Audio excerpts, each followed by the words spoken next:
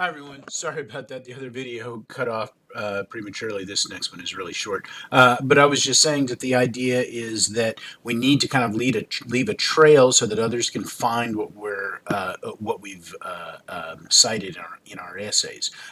Again, I might be interested in something that some of you guys have found there. I might say, "Oh, that's an interesting idea. Can I read up some more on that?"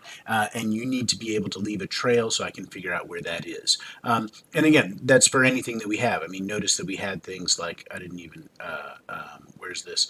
Down here, we've got citing the TV show Parks and Recreation, right? And so it's got the title of the title of the episode, and then it tells us what's the name of the actual TV show. There was no actual author there. It was just who it's created by. So again, just recognizing all the different ways in which we can do that. So just keep that in mind as we're going through.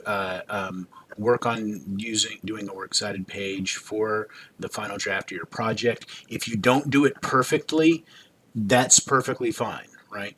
There's no problem with that. I want you to be slowly working towards trying to get it done better so that by the time we get to the end of the semester, you have a fairly good idea about that. So keep that in mind, and as always, let me know if you have any questions.